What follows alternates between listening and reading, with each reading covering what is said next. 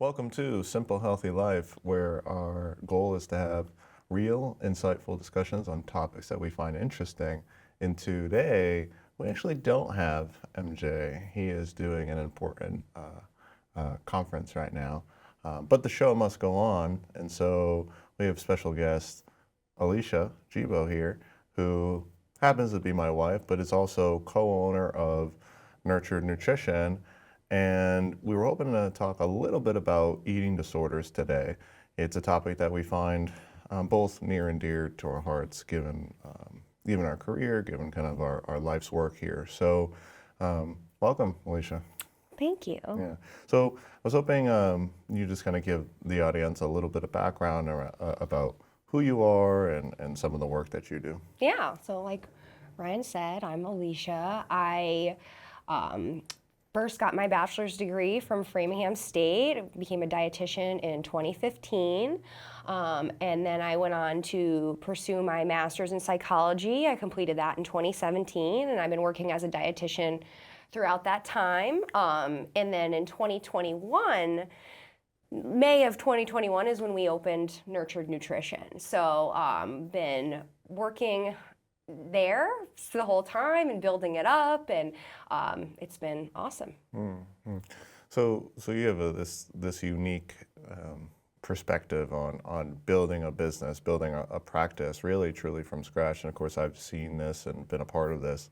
But what was it like for you to decide? Well, here I'm going to start and build this practice, this base of clientele, this base of patients. And so what was it like to start, and what were some things that you found to be successful for that? Yeah, I mean, well, starting it was definitely scary, right? Because you're going from like a secure job where you get paid like regularly with insurance to starting your own thing and, building it up. Once it gets to a certain point, it's sustainable, but until then, it's a little bit nerve-wracking. So I feel like the thing that I did that was most helpful was really creating like a network. Like we spent the first couple months of Nurtured Nutrition just finding referral sources and really getting our services out there. So we kind of sent mailers out around and kind of started building our network. And then once we built a network, it really just flowed. So once we started getting clients, and we were helping them, word of mouth really was our biggest spread. People would be like, oh, my sister needs this is her information. Oh, my mom wants to see you. And now we have all these clients. And just kind of, I love how the ones that we have helped previously really helped other people find us so that we can help, with our mission of helping people recover from disordered eating. Nice. So of course the focus is, disordered eating. I know that the practice we do often see, other ancillary, obstacles, I suppose. Although we typically have the same approach because we find to be disordered eating pretty pervasive. So what is the difference between an eating disorder and disordered eating? Severity. Like really severity. They have very similar tendencies. A diagnosed eating disorder would meet the criteria in the DSM for the eating disorder, right? But the main thing about disordered eating and eating disorders in general is just food is decreasing your quality of life. Like preoccupation with food, about the way that you eat, what you eat, the way it could make your body change, fears about being perceived for eating certain ways, all of these things really just contribute to a poorer quality of life, and they reduce your ability to interact with the world and do other things that bring you joy. So disordered eating would be like subclinical levels, like not meeting the DSM criteria. The DSM has, a bunch of different criteria for the various different eating disorders, but when I'm treating, anyone for disordered eating or a diagnosed eating disorder, the approach is really the same. It's really just the severity and usually the amount of time spent working with somebody. Like, so somebody who comes in for disordered eating might see me for a couple months, maybe a year. Somebody who comes in like with a diagnosed eating disorder, they're usually gonna be working with me for a while. I'm like, all right, let's get ready. We're gonna be friends for like 2 years. Like, you've had this for a while. We're gonna be hanging out, figuring this out together for a while. Nice. Yeah. Yeah. So that's well said. The severity, kind of complex there. So can disordered eating become an eating disorder? Absolutely, absolutely.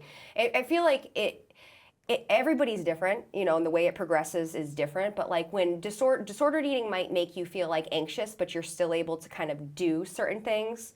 When it becomes like a full-blown eating disorder, it prevents you from doing things. Like you'll skip social events. You will have trouble figuring out what to do with your whole day because you have to eat several times. We're humans. We have to eat throughout the day several times. So it's extremely life disrupting. And as it becomes more of a clear eating disorder, it becomes more and more life disrupting. Yeah.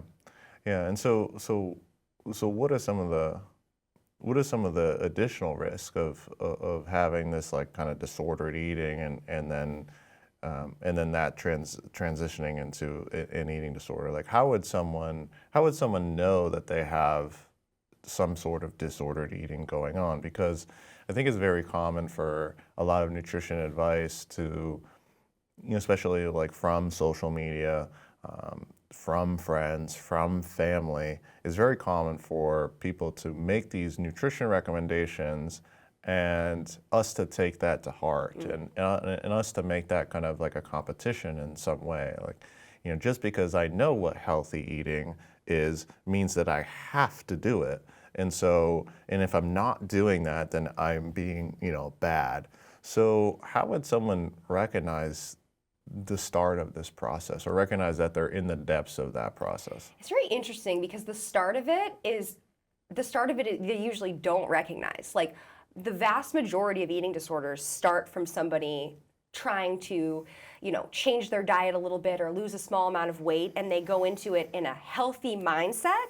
But what happens with the disorder is basically your ability to be flexible is no longer present. So like there's this rigid component. So like you hear, like I hear this all the time, like people will be like, I heard XYZ, and now it becomes this rule and they can't not do that. So like an example, like just a very common one I hear people tell me, because we're in the age of keto, unfortunately, carbs are bad, I shouldn't eat them. Now it's a rule, and they feel like if they do eat them, they don't feel okay about themselves. Like it shakes like their core image of themselves. And a lot of times they don't recognize that this is what is happening, but that is why it feels so scary, because it really gets down to like the core way you view yourself. So like there's this loss of flexibility, which is one of the main components, and then there's this compulsive component. So like there's a difference between, me hearing like I should eat vegetables, I don't know, I'm just making things up, 2-3 times a day, right? And being like, oh, that's good advice, I'm gonna try that, versus I must eat vegetables 2-3 times per day or I'm not going to feel okay. So it's this all or nothing thinking pattern. I think that's one of the main issues. It's this black and white thinking pattern where the person is no longer able to view food in a flexible way. It has all these rules and systems that shakes their inner being to their core, and that's why it causes so many emotional reactions and challenges. Yeah, so disordered eating disorders in general, even some of these the very benign disordered eating, it really often comes down to that morality component. So food is either good or bad. A choice is either good or bad. And we're starting to see this in many ways. We're starting to see this in different populations and specifically people who are much younger. I was working with at one point a 9-year-old girl, and one of the things that she had said to me, this is a young girl, and she says, well, Ryan, I can't have this yogurt because there's 7 grams of added sugar. And I'm like, okay. And so, the nutrition messaging around specific foods gets internalized in some way, and this is becoming more and more of a problem. Would you agree? Oh my God, yeah. Like I know, like the movements. I remember back when we were in like high school, when they really started putting calories on all the menu and like cracking down on the like obesity epidemic. And like what they've done is created a structure that breeds disordered eating because it's taken away like the flexibility and intuition. And people will tell me that all the time. Like a lot of people with disordered eating, or I'm just going to refer to disordered eating and eating disorders as the same thing because they, like I said, they really are. It's just the severity. But they'll have rules around certain grams, certain portions. They have all these rules, but the rules don't take into consideration what's actually happening right now. So they could have signals from their body telling them, hey, I'm hungry, but their rule goes, I don't eat till this time. And now we have this disconnect between the body's intuition and the rules that the eating disorder has developed. So, yeah, give me more examples of rules. How would someone know that they're dealing with food rules versus either a preference or even a goal? I think the biggest thing is I will ask my clients to pay attention to how the emotions in their body feel when they're thinking about these things. So like a good example like of a rule, anything to do with time is typically, anything that's concrete time tends to be rules. Like people will tend to have rules about, oh, if I ate a meal, I can't eat for 5 hours. And it's like, no, but like that's the rule that the eating disorder gave them. So if they were to start to feel hungry and approach eating before 5 hours, often they'll get some anxiety. It's usually in the chest, I find, is where most people tend, if you really ask them and they pay attention, usually they'll feel like this kind of tightening, that anxiety in their chest, and that anxiety is telling them it's not safe to eat before 5 hours. That's not true, that's the eating disorder, but it's really the way that the emotional reaction is. It feels very compulsive and anxious, and that's how you know it's a rule and not a general guideline. If it was a general guideline, then you'd be like okay with not doing it if the situation showed that it wouldn't be helpful at that time. But if the situation shows it wouldn't be helpful and you still feel like you can't alter the rule, that's a problem.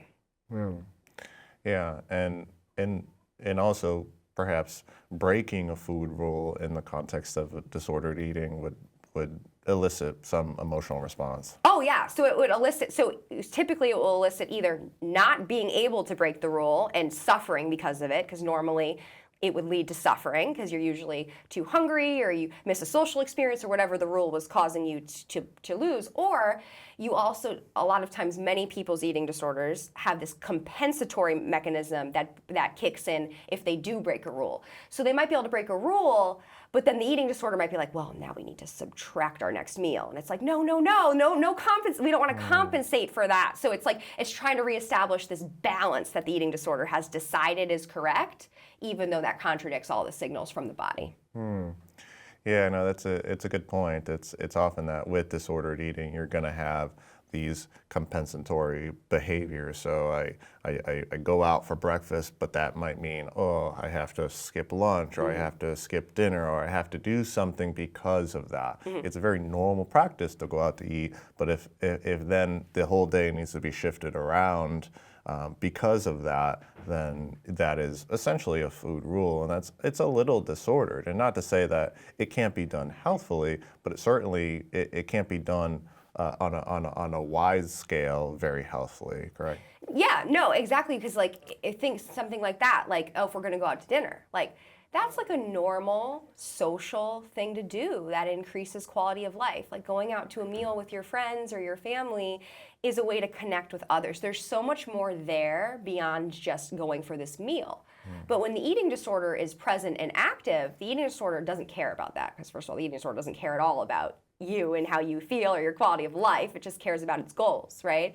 So it's detracting from the other positive things, and it's going to try to rearrange the whole day to kind of make it feel okay. Like I have a lot of clients will tell me like, oh, I'm going out to dinner tonight, I'm really nervous, XYZ, all the reasons why they're nervous, and then they'll be like, I skipped breakfast, ate a really small lunch, and then so I could eat the dinner comfortably, but then of course they're compensating prior, which means by the time they get to the dinner, they're going to be exceptionally hungry. And when you arrive at a meal exceptionally hungry, you're more likely to overeat. So a lot of times the rules that eating disorder puts into place, it perpetuates itself, and it perpetuates this idea that I don't have control around food. When you're starving, you have less control around food. And the eating disorder is causing rules to put you in the conditions of starving, which makes you feel out of control, which then makes you feel like you don't have control. And there goes the eating disorder loop. Yeah. So what do you call it? Why are you externalizing as you talk about eating disorder? You keep saying the eating disorder does this, the eating disorder says that. Why do you say that? I'm glad you brought that up, because that is my favorite way to work through the eating disorder, is externalizing it. So it's actually a narrative therapy technique where you take the disorder, so in this case the eating disorder, and we externalize it as this outside thing, because it really isn't you. It's this thing that has infiltrated your thoughts and ideas. And in a lot of ways that goes across the board for all people. So like everybody's eating disorder is different, but many people's eating disorders have similar characteristics. So we like to group it as like, this is the eating disorder. And that makes it much easier to work through the disorder without blaming yourself and getting stuck in a shame loop. Because one of the biggest things I see in general with eating disorders is there's this huge shame around it. And when you have a lot of shame around something, it's too painful to interact with, so you're not able to get in there and figure it out.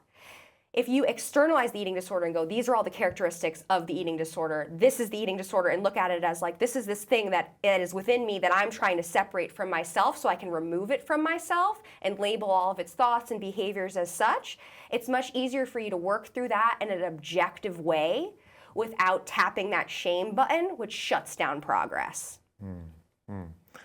Yeah, no, that's a good point. And I think for many people, we get this kind of messaging from society, from culture, from friends, from family that says, well, we should be eating in this way. And, you know, I know all of us, every listener, everyone in this room, everyone who's crossed the path of this room has at least at one time or another have heard body comments, have heard you should eat this, not that, and has gotten this type of advice that really truly isn't advice. It's shame. It's shaming of some sort. You're acting in this way, and that's bad. Whereas, you know, when we're talking about food being a very natural thing for us, and specifically eating satisfying foods or connecting with people via foods, going out to eat, that kind of stuff. There's really nothing truly wrong about it. It's just how we go about eating that can be a little off. And so when people are referring to this cultural context of around food, this negativity around food and food behaviors and the good, bad, the morality aspect, I think they're talking about diet culture. And so what is diet culture? Oh, diet culture. Diet culture is extremely prevalent in America, and it's basically what you just stated. It's like this moral idea around food that is really designed to keep us small and focused on, you know, these negative things instead of exploring what else we can do with our life, right? So diet culture has all these rules and ideas, and it makes it seem like health advice, and it makes it seem like important to fit in with the culture. But in reality, a lot of these things are super flawed and unhelpful, but our culture has accepted them as normal. So we don't really necessarily see that normally people who aren't aware of these things don't even recognize what diet culture is, because it's literally our culture. It's even in the medical field. The amount of doctors I've collaborated with for clients who have said so many diet culture-y things that aren't even necessarily pertaining to the client's health, but have more to do with like this idea of, you know, being in a larger body is automatically negative. It just precipitates this diet culture. I think one of my favorite pieces of research that really exemplifies how much diet culture has infiltrated is that the research actually shows that people who are in that BMI category of overweight, who are active, live longer than anyone else.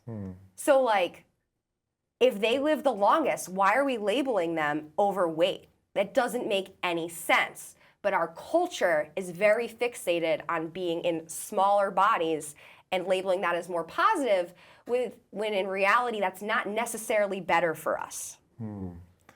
Yeah, so it's this idea that one body is better than the other, but it seems to be somewhat unbacked and by science and some of the research. And there's probably parameters there. What are the gray areas with weight? The gray areas with weight in general. Yeah, so when you're saying, well, you know, to be in a larger in a larger body, in these BMI categories that are labeled as overweight, sometimes is healthier, is often healthier. Yeah. So when people hear this, they might say, well, but we've been told all our lives that being in these higher weight categories is a negative thing, and they use health as the vehicle to deliver the message. So is it true that as weight goes up, then a person is going to be less healthful, or where are the fine lines for that? I think it's hard because every human has a weight point that works best for them. And for some humans, that falls in the normal weight category. For some humans, that falls in the overweight category. Of course, if we get up to like extreme weights, we know that that's not beneficial for our health. But there is a huge spread of where we feel good, but like you can't necessarily be like, this is the weight you feel good at. The person is the only one who's gonna know what feels best for them. And then testing about actual health is important, right? So like, I have all the time clients, like BMI, like I'm just like 28. So it's like in the middle of the overweight category. They go to the doctor says, lose weight. I'm like, why? Is your cholesterol high? Do you have blood pressure issues? Do you have any blood sugar? No. Why? There's no reason why. So like if we have health indicators showing that there needs to be a change, that's different, but that's not always the case. There's not always, as soon as you cross over to the overweight category, you don't become diabetic. Like, everybody is different. So it's really figuring out, like, for my individual health, where do I feel best physically? Let me pay attention to my energy levels and like my general like level of feeling good throughout the day at a certain place. And then let me also pay attention to my health markers. And let's also, make sure we mention there are many people in the underweight and normal weight categories who have high blood pressure, who have high cholesterol, who have heart problems. Right. So it's not correlated just to weight. And in fact, the underweight category has the highest risk of death, higher than the obese category. So the categories are all across the board mixed and matched and flawed. And a lot of times our culture will take these categories like to heart too much without paying attention to how we physically feel at a different place. Yeah, I do find that interesting. They're always talking about how, the rates of obesity and overweight, increase year over year over year, yet the BMI ranges seem to be, they haven't moved. They have moved in history, right? But they've in the last couple decades, I don't think they've moved at all. And so, it's kind of interesting, if the normal weight categories aren't exactly normal weight categories anymore, then why aren't they shifting, right? And the narrative, I guess, is that being in a larger body, having increased weight is automatically bad. But what I find to be true is that health is in the habits. And it just so happens that if someone isn't moving, if they're not eating super well, if they're a little inconsistent, they're a little stressed, they're this or that you probably will be in a higher weight category just by virtue of that correlation. But just being in a higher weight category doesn't necessarily mean that your habits are poor. In fact, it could mean anything. It could just mean that your body's set point is a little higher, and I think that's where the nuance is that with health being in the habits, then we really should truly focus on the habits themselves, not necessarily these weight-centric kind of behaviors or goals that we set for ourselves. Absolutely. Absolutely. And it's hard because, like, this and I know this, but it's hard to convince people living in diet culture about this because it's just so ingrained from when we were even kids. Like, they just brought up being taught like this and being taught to fear being in a larger body, being taught that that's automatically negative. And it's just not. Like, the research really shows that it's just not. And there's this cultural shift that needs to occur so that we can all just be our best selves and pay attention to our habits, like you said. But as of right now, like, I have to like convince people that like, hey, your BMI is a 27, you exercise 4 days a week, you're eating well, you don't need to lose weight. Like, you are okay. It's just the diet culture and the shame around these things that makes you feel like you should lose weight, and now we have an eating disorder, right? So it all just like rolls into that. Yeah, yeah. So what are ways to navigate being in a larger body and trying to implement health changes without potentially making these food rules or potentially, going down the path of having too much shame and guilt wrapped up into the process? It's really connecting with your intuition and really paying attention to how you feel versus anything else, right? So really, like, when I'm working with somebody in that type of space that you're talking about, we immediately start working on implementing intuitive eating. So intuitive eating, I always call that like the life rope out of these types of issues, because it helps you reconnect with your body. And when you are listening to your body and you're feeding it according to what it's asking for, and you're doing little experiments, did this work? Oh, that feels good, okay. Then you don't need any rules. And of course, sometimes there might be little tweaks that need to be made, and we talk about that and like, oh, did this feel okay, And then we also try to implement some movement that feels good for the person. A lot of times people will be like, but I have to go to the gym. I'm like, no, you can do whatever you want. Do you want to go hiking? Do you want to go rock climbing? Why don't you try jujitsu? Like, there's all these things that you could do. It doesn't have to be this specific thing. So intuitive eating is the main thing, and then establishing joyful movement. And I always encourage people to work on these things without rules. Rigid rules are negative. Guidelines that can be flexible are positive, because they help you kind of establish healthful habits. I might say like, hey, let's try to shoot for 2 fruits per day on an average day. If you only hit 1, that's okay. You don't need to beat yourself up about that. But we need to be flexible with these types of things. So what are some like general habits? You mentioned like 2 fruits a day as a good general kind of guideline versus a rule. What are some other good health guidelines for people as a whole? Just like general, yeah, eating and general movement. guidelines, yeah. And of course, it's going to vary significantly from person to person, right? So there's always a little bit of experimentation. I call them like hunger experiments and food experiments that we do. But in general, humans typically need to eat every 2 to 4 hours. That's like one of the biggest ones. Is a lot of times when people are struggling with these things, they will create these huge gaps in their eating, which causes, like I had said, that extreme hunger, which actually causes you to overeat most of the time, and it causes your metabolism to slow down and do the opposite of what you're looking for. So eating consistently enough is one of the most important things. Making sure that you are getting some fresh fruits and vegetables. The amount varies significantly per person. So if I'm working with someone with Crohn's disease, I'm going to recommend less fruits and vegetables. If I'm working with somebody who really hates them, we might start with our first goal to be 1 per day, and we'll slowly increase from there. But trying to get a fresh fruit or vegetable at most meals. Also keeping in mind that protein makes you feel fuller for longer. So if you choose meals that are low in protein all day, you're going to be more hungry, and you're going to have more trouble with feeling satiated. And if you don't feel satiated, your food habits become more erratic. And then you always want to think about your fibers too for digestion. Just like, we can totally have white bread, but sometimes maybe we want to have a whole grain bread to kind of help with your digestion and your fiber intake. So there's all these little small things that you can do. And when I'm working with somebody, we usually just implement a little bit at a time, see how that felt, and then implement more and go from there. Yeah, it's funny you bring up that we don't necessarily make good decisions when we're hungry. No.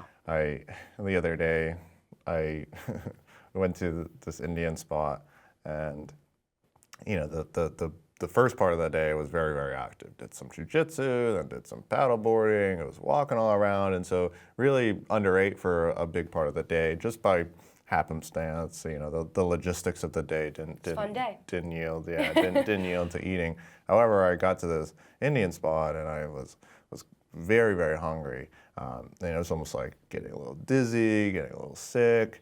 And so I didn't actually make a good decision. I had eaten a good amount very fast, and then was like feeling the repercussions of that afterwards. And it's funny, even someone who is maybe as mindful as I am, and I'm not the best at that, but I talk about these things all day long, and even I have a hard time making a decision in those in that very hungry place. And it reminds me of that acronym HALT, and HALT is basically a way for you to identify how you're feeling and some common triggers for not solid behaviors or poor coping mechanisms. So HALT is being hungry, being angry, being lonely, being tired. And these are the most common triggers for someone to make poor decisions. And so as you go long periods of time without food and you're experiencing this hunger, and it may not be super overt, you may not feel it right at the tip of your tongue or the tip of your brain, however you want to describe it, you might be hungry. And this is going to yield to poor decisions, right? Have you heard of that before, Paul? I have not heard of that acronym, but I really like that, and it absolutely makes a lot of sense. I think like one of the most important things is that just knowing that when you don't eat well enough or you don't eat enough and you're too hungry, you will make bad decisions. I don't care who you are. Like me too. If it happens to me, every once in a while, we're doing something, we're out and about, I'm like, oh my God, I'm really hungry. You are going to most likely eat more, you're gonna eat faster, and you're gonna be less likely to make a decision that's helpful for you. So that's why with the intuitive eating, we use something called the hunger scale, which is typically one of the first things I present to people, depending on what they're struggling with. I would say 90% of my clients, that's the first thing we work on. And the hunger scale basically helps you connect with these intuitive feelings in your body and helps guide you of when we should start thinking about eating and when we might want to stop eating. So it basically goes from 1 to 10. 1 is you're starving, you would eat absolutely anything. I always say, we never want to be a 1. You never, ever, ever want to get to a 1 for any reason. And then there's 10, which is so full that you feel sick. We also don't really want to be a 10. And in the middle, between 4 and 7, it's colored in green. We want to chill here all day. We don't want to leave this green zone. We want to start eating when our body starts to tell us that we're hungry. Because when it starts to tell us that we're hungry, we know that, all right, we need food, but we also have enough brain power to make good decisions. Once we drop into that 3-2 zone of hungry, your brain literally does not have enough glucose to emotionally regulate yourself and to think rationally. And that's where, I always say, that's where the eating disorder lives. It lives down there. So when you drop down there, you might be in a good mental space, but you drop down to too hungry, and all of a sudden the eating disorder is like, we're gonna not finish that, or like, we can't put butter on this. And it's just like, what? Like it pops in when you're down there. So one of the biggest things that's important is just not getting to that point. And I feel like that's really hard for people coming from diet culture, because people coming from diet culture are typically making their meals too small and then having too many hours between the meals. So they're chronically hungry, and then they're like, I can't control myself. Of course you can't control yourself. Your brain's not working when you're that hungry, right? So I think just kind of keeping that in mind, and the hunger scale is a tool you can look up online. It's widely available. There's a lot of versions of it, but I think that's a really good starting point for working with intuitive eating. Yeah, I mean, what you describe is the classic Thanksgiving problem, where we plan for this bigger meal. Traditionally, that's in the afternoon, in the evening. So most people go all day without eating, and then they get to Thanksgiving, the holiday meal, and they say, oh, well, I'm really super hungry, and they end up overeating, and then they end up super stuffed full, and then it's almost just like for that holiday is kind of like accepted. It's like, that's what we do. But yet, you're making a lot of those decisions, you're overeating most often because you've just gone too long without food. And so it's funny, then you say, well, why don't we try eating somewhat consistently on that day and then get into the holiday meal and see how you feel. People always say, well, no, it's going to be so tempting. There's so many foods that I enjoy. Well, just try it. And so then they eat breakfast, they eat lunch, they get to their holiday meal, and they're like, wow, I had so much control and that was very easy. Like, yeah, because most of overeating is biological. We build up these hunger hormones through the day. We may be eating, but not necessarily enough, and we may not even feel the intuitive connection to that hunger cue, or the hunger hormone rather, And then we get to the meal, and lo and behold, we overeat because we're hungry and we make poor decisions. And then that gets us into this cycle of overeating and then undereating, either to compensate or just because of the logistics of the day. And this kind of fuels that eating disorder, like you said, or that disorder type eating, where it's this very back and forth between undereating, overeating, and there's a lot of guilt and shame wrapped up into it. And the brain loves this process. It loves to connect to this. It loves to strengthen that, because there's a lot of stimulation happening. Even if it's negative, the brain loves that negative story. It loves that kind of negative stimulation. And so it strengthens your habits, your very natural habits around the process. Absolutely. Yeah, and the toughest thing, I think, that's actually highlights for me a difference between an eating disorder and disordered eating, is it's easier to convince a person with disordered eating to do that, to eat more regularly during the day, and then they go, oh, that actually did feel better. Like, it's easier to convince them. Someone with an eating disorder, it's much more difficult to convince them to eat more regularly, because their rules are stronger and they have a lot more fear and shame, because someone with the eating disorder has it all wrapped into their identity. Versus the person with disordered eating might be thinking about it a little bit different. You can help them change it more quickly. With the eating disorder, it's literally wrapped into their core sense of worth. So they feel like if, they eat more often, even though we know it will lead to better eating habits and better eating amounts, they think, I eat more often, I'm going to gain weight. And the thought of gaining weight to a person with an eating disorder feels like the unraveling of their being, right? So it's like, that's why it's so hard sometimes to convince people struggling with these things to eat, because you're really having them grapple with their sense of worth and helping them reestablish their sense of worth as being connected not to the shape and size of their body, but to their qualities that they bring to the world, to themselves, and the way that they feel.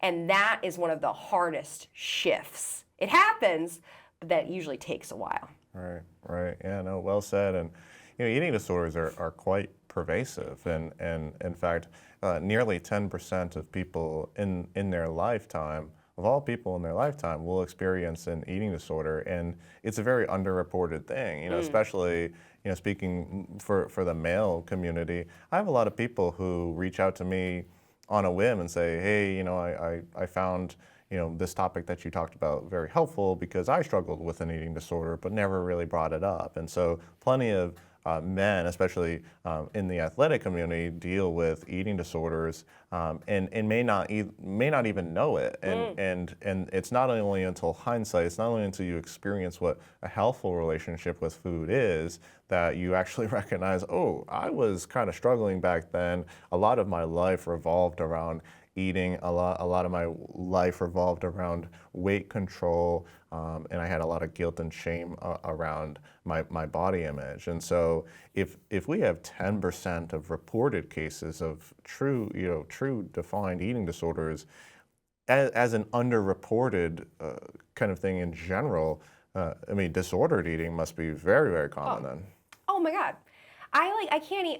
It's so funny because I absolutely love what I do, right? So when I'm talking to people, just in general, I'll hear things all the time. People will make comments, and I'm just like, I just want to help them, because they're thinking about this in such a negative way, because it's often disguised as health. A lot of times people struggling with eating disorders actually don't know, because they think that they're doing healthy, good things, especially people with that orthorexia type tendency, right? So orthorexia is not an official eating disorder at this time, I'm pretty sure.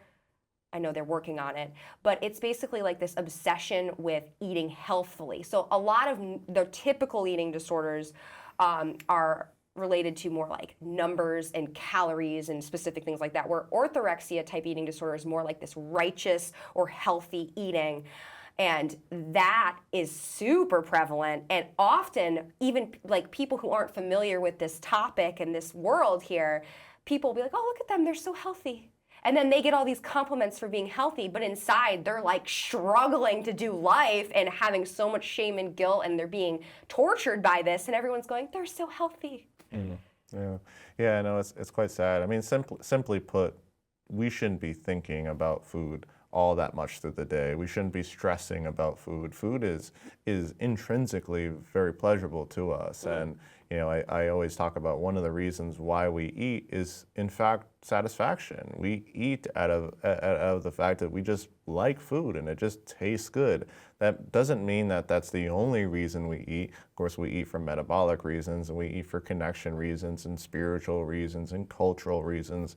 But navigating through the fact that we just like to eat because of it's good is a very real thing, and we should honor that in some way. And I think people have a hard time with nuance when it comes to health. And I don't know if you've noticed this, but it is very difficult to explain a skill in essence, and eating very much is a skill, and balancing health very much is a skill. It's hard to say, how do you ride a bike when you're 3 months in to bike riding? You got to be careful of this, you got to be careful of these turns, you got to be careful of this curve and that. And it's too nuanced. So you can't describe what it's like to be a bike rider of 3 months.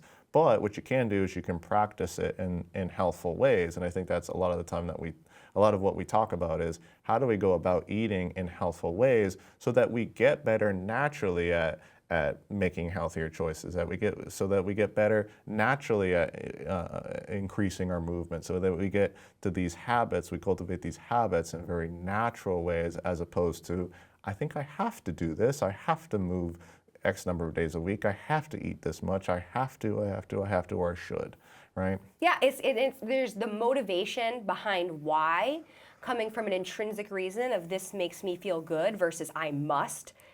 Those are so different. You could be doing the same exact habit. You could be walking a mile 3 times a week. And if you're doing it because I like being outside, it feels really good, my mental health feels better when I'm done, versus I must or I don't feel okay, those are completely different things. One of them is going to be a lifelong helpful goal that might adapt as you age. You might go from walking to jogging, or you might end up, shifting, but still a goal. This forced goal will eventually crack and not work for you. So you have to be doing these things from an intrinsic motivation reason. Like, I'm choosing to not eat cake 3 times a day because when I eat cake 3 times a day, I don't feel good. Not because I can't. I can do whatever I want. But if I choose to do that, I'm not going to feel that good. So I need to do these little experiments and figure out what feels good for me, what doesn't feel good for me. And I think that just coming back to the intuitive eating, because it's so important, we're born knowing how to eat intuitively. I like to say, have you ever seen a baby eat? You see a baby eat a cookie, it eats half a cookie, puts it down, runs away, and goes and plays. As you're an adult, like in diet culture, looking at, what? They didn't finish their cookie? How? How do they have that control? They don't have control. It's not about control. They're full and they're done. Right. That's all. And they've chosen to do something else. So when we really connect deeply with those cues and we feel full, it no longer becomes enjoyable to eat because we're not eating for all these other reasons. We're just eating because if I eat past fullness, I'm going to be uncomfortable. The rest of my night, the quality will be reduced because I won't feel as good to do other things that I want to do. So that's another thing too that's super important with healing disordered eating, is increasing your focus on other life things that bring you fulfillment and joy so that it reduces the amount of mental attention spent on eating. Because we have so much mental attention on eating when we're struggling with these things that we don't know how to think about other things. And then, of course, we're fixating on it constantly. Right. No, yeah, and just cultivating some natural habits is the best way, I think. I often say that all foods fit, or most foods fit, maybe with a little asterisk there. And people will say, well, then why can't I eat cake 3 times a day, right? If you're telling me all foods fit, and why can't I eat cake 3 times a day? It's because all foods fit like a puzzle. And so, you have a puzzle piece, and this is cake, for example. It's not going to fit everywhere. It could be a corner piece, right? It's not going to fit in the middle of the puzzle, but it's going to fit somewhere. They actually find that when people view food in this way, not as this good or bad thing, but actually it's this thing where it fits. Cake, very celebratory. I think of cake. I don't necessarily think of cake as a snack. I think of cake as a very celebratory thing. Doesn't mean that it can't be a snack, but for all intents and purposes, for me, I'm gonna eat cake if I'm celebrating, Yeah. and that's where it fits for me. And so that's my puzzle piece, how I fit it in. I actually, a funny story. I was working with someone, and they're getting into their fitness journey too, and they've had this history of working out and whatnot. But life happened, and they kind of fell off. And so we've been working on these kind of intuitive habits for quite some time now. And this person says, "Well, Ryan, I went to the gym twice, but I threw up both times." I'm like, okay, so how did that go about? Well, I picked out this big crazy routine, and I tried to get back to what I was doing before. I'm like, well, one, you gotta meet yourself where you're at. You can't just jump into this old gym routine. And then I'm gonna say, okay, well, what did you eat prior to going to the gym? Well, I had some nachos and this and that. I'm like, okay. So this is a good example where nachos and pizza and all these kind of quintessential like satisfaction kinds of foods probably don't fit right before the gym, right? It's not something that I would choose. I don't think it would feel good. I don't think it would sit good. So I'm not going to eat a slice of pizza and then go for a run. Although, talk to me about pizza after a run, different story, fits so much differently, right? And can be and that puzzle piece can fit there. So I think there's nuance obviously in some of these skills, but with any skill there's nuance. It's almost like, they talk about music and they say, well, when you know enough about music, you can break the rules. But you at first you got to start slow. You got to learn what music is like, and very similar to this. You have to learn what eating is like. You have to learn some of the intuitive cues, and then you can go and kind of like go off on your own essentially. And I think that's what some of the biggest benefits of working with a dietitian are. And so I guess I'll throw that to you. What are the benefits of working with a dietitian for eating habits, building some nice kind of health habits?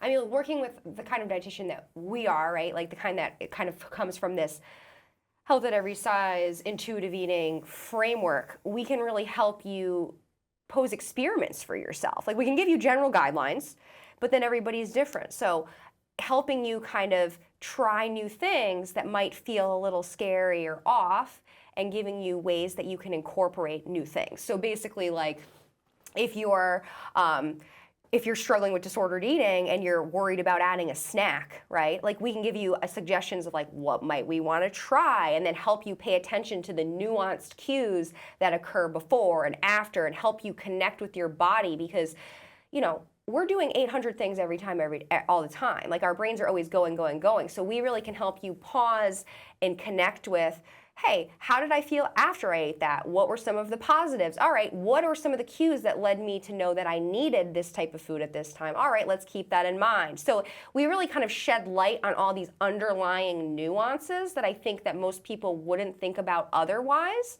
And then of course we have the background to just help you with healthy, general, positive eating in moderation, right? So, and I think that that's one of the other things that we help with is we're really big on moderation. If I get like a new client comes in and they're like, I want you to build me a meal plan. I want to know exactly what to eat at this time. I'm like, I'm not your dietitian. Like that's not what I do. Like I'm going to help you learn how to eat yourself so that you don't need someone to give you a plan. Right. So I think like just helping people feel more comfortable. They're not actually taking risks, but if they have disordered eating, it feels like they're taking risks to try something new and see how it feels. And once you know how it feels, now you can make your own choices. So I think we really help people learn how to connect with themselves and establish habits that they can take with them for the rest of their lives. Yeah, I agree. I think people seem to find a lot of value out of what we do sometimes, and most of the time, I should say. Sometimes. Yeah, I've had one client tell me that they've liked my services. No. Yeah, no. I mean, it's even for me. Sometimes I sit there thinking like, I'd love to have a dietitian, just because it's not necessarily about what the person knows. It's kind of about the space, right? if you decide, okay, I want to work on health, it's nice to have someone to talk through that kind of stuff with. It's nice to have that kind of coaching. It's nice to have that guidance. It's nice to, have the sounding board for your habits, and truly nice to have that kind of care. And I think that's what a lot of people want around some of the habit building stuff, is that they want someone to, kind of provide them a little bit of direction, throw them on the right path, and then care about how they're doing. And I know that, speaking for the both of us, that we provide this type of motivational type of interviewing, which, I think is helpful for a lot of people. I'm in a household with me and you, and okay, we got 2 dietitians in this household, and and I still wanna bring another one in. Yeah, for like the professional relationship type where this is my space, and I feel like with us living in this diet culture, it's so important to have a space where you can talk rationally without diet culture about things, because it infiltrates. Like,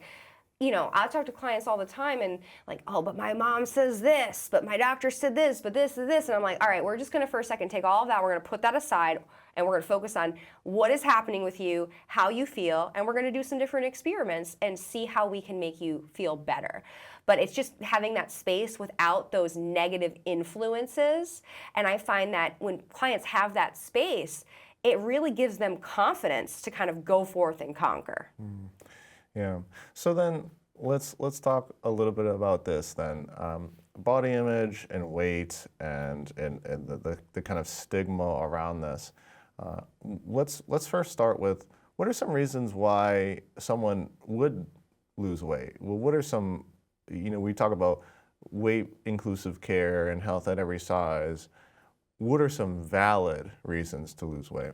Yeah, well, any like medical condition that is causing weight gain to be a necessity. Weight loss to be a necessity, So if someone has like uncontrollable type 2 diabetes, a lot of the time weight loss is helpful for that, because their cells are insulin resistant, and weight loss will help with the insulin resistance and improve their blood sugar levels. And when I say health at every size, it's more like wherever the person is at, you meet them, and you don't meet them with any shame or guilt. And you help them work through what they're working through and find where they feel best, what their health markers are saying feel best, their lab values and such, and where their body feels best. And whatever size that is, it is what it is. But something like that, any of like the really intense like medical conditions, like if someone has like uncontrollable edema, things like that, we really do want to help them with that. So I guess it has more to do with if their lab work or their medical conditions show that weight loss would be helpful for them, then we would help them eat in a way to achieve those health goals while being there in a non-judgmental, non-shameful framework, helping them work through these issues, as opposed to meeting them with like, well, you just need to like lose weight now. Like, that's not going to help the person. Right. Yeah, it's interesting because when you go to a healthcare professional and you have all these health issues, one of the first things that they say is lose weight, as if that's a solution. Yeah. And what is actually interesting is that we know that when we are approached with this kind of weight-centric care, hey, lose weight, we know that that's not even helpful advice. Even if it were true that health was totally dependent on weight, which is not, but even if it were, for you then to go into someone knowing that you're overweight and for them to say, well, just lose weight and that will fix your problems, it actually isn't helpful. So I think it's a good point when you say that weight inclusivity is not necessarily saying that we never lose weight, or that our bodies through the process of building good habits won't shift and adapt in those ways. It's more so just saying that weight off the table, let's focus on the root cause. Let's focus on the habits, because health is truly defined by the habits. Exactly, right? And I think like too, like, and I've heard this so many times from clients. They go into the doctor's office, the doctor is just like, lose weight. Then guess what? The patient doesn't go back. They're not getting their blood work to check if their diabetes is improving, because they feel shameful walking into their doctor's office. So like just kind of blankly stating it is unhelpful, actively unhelpful, and deters clients from seeking care. You know, but like you mentioned, I often say, like, especially if I have someone with binge eating disorder, right? Someone comes in with binge eating disorder. Now, someone with binge eating disorder can be any body weight, by the way. You don't have to be overweight to have binge eating disorder. There are plenty of people in normal weight who have binge eating disorder. But let's just say we have an overweight person with binge eating disorder, and their doctor just is all like, let's just lose weight. Like, that's just going to cause them to feel negative, and then they're not going to be able to make those changes that they need to make, you know? So it's really kind of going like, all right, we're going to work on making some changes, and we're going to focus on the disordered eating. And I always tell them, because of course they usually want to lose weight too, and I say, I understand that you want to lose weight, and we're going to look at that as a side quest goal, okay? That can't be the focus. Right. If we focus on weight loss, you will amplify your disordered eating, you won't get rid of it, and you're going to be stuck with this forever. If we kind of put weight loss aside for a minute, and I understand that's stressful, but we're going to put that aside, we're going to focus on the disordered eating and improving behaviors, guess what? You're going to lose weight anyway, but we can't focus on it or it's not going to work. Right. Right. Yeah, that often happens. You know, people will come in and say, hey, I just want to lose weight, and what's the quickest way I can do that? And I say, well, there is no quick, sustainable way. We know that 98% of diets fail after 5 years, meaning that someone starts a diet, they might lose a little bit of weight, but after 5 years, the follow-up, they're almost 98% of the time they're at a heavier weight. And so, you know, what you think you're doing is not actually what you're doing. You're manipulating the body into weight change, and that's not sustainable. It's not building healthful habits. And so while you may, you know, feel some short-term sense of achievement, you've actually kind of disrupted your body's metabolic activity and made it actually much harder for you to then, you know, build habits in the future. And so people will say, well, I just want to do this super quickly. I'm like, yeah, maybe let's not focus on that. I get it. Like, sure, go ahead and lose weight if that's, you know, truly your goal and it serves a functional purpose, maybe, right? And this is one thing I would add to, like, one valid reason why someone would want to lose weight. Say, for example, you love to hike, but you know, you're in these overweight categories, you're in a larger body, it might be kind of tough for you to then be, you know, a hiker of the most extreme mountains, right? Yeah. So how would someone go about that? How would they, you know, want to lose weight while also improving their functional ability? It has nothing to do with weight, really, truly. It has everything to do with the movement and how you eat, right? Eating appropriately, and then continue hiking. And through that process, your body will adapt to become more ready to then take on these more challenging hikes or these, you know, more challenging activities. But the thought process that gets stuck into a lot of people's heads is, I want to do this thing, but first I need to lose weight. And so that barrier, the first I need to lose weight, this prevents you from actually doing the thing that you love, and actually prevents the process of natural adaptation. The body's very amazing. You eat, you take care of it, you do the thing that you love in terms of physical activity, and guess what? You're going to get better at that. And if that means your body needs to, you know, shed some pounds because it's finding it hard to get up and down the mountain, it will do that. It just takes time. Absolutely. Absolutely. I love that. And it also, it's interesting too, because these diets people go on, right? So research shows that people who are overweight and stay overweight, who are consistently overweight, have better health disease risk markers than people who diet and they gain and they lose weight, because it's not good for the body. The body's like, what is going on? What are we doing, right? And it's not consistent. So like when people say like, oh, I just want to lose weight fast, again, I'm not your dietitian. Like that's not what I can't in good conscience help you lose weight quickly and not develop good habits for your health for the rest of your life.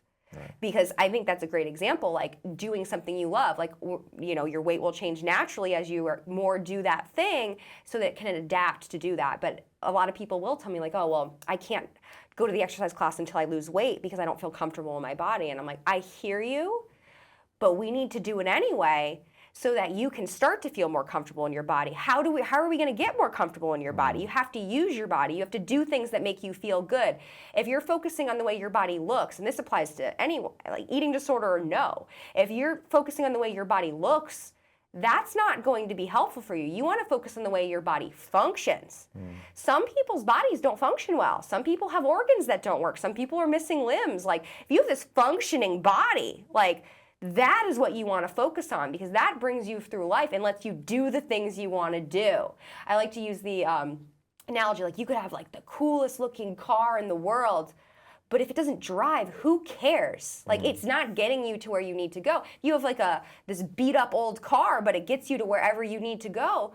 Life is more fun that way. Right. You know, so it's really practicing focusing on like the way that I feel matters more, and as I do the things that make me feel good, my confidence is going to improve, which will improve my body image even if my body doesn't change.